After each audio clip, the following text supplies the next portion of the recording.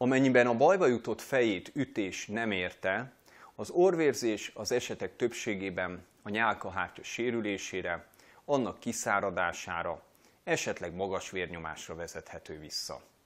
Minél előbb ültesse le és nyugtassa meg a sérültet.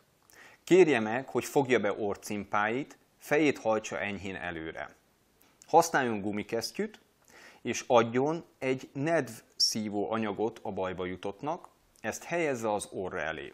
Kérje meg a sérültet, hogy a száján keresztül lélegezzen, kerülje a beszédet és a szipogást. A nem fejsérülés okozta orrvérzések ellátásának a lényege, hogy a légutakat szabadon tartsuk, illetve csökkentsük a vérzést.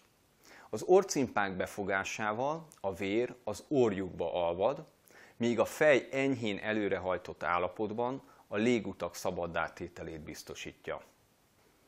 Ha az orrvérzést fejet ért ütés érte, illetve nem csillapodik 2x10 perc elteltével, hívjon egészségügyi szaksegítséget.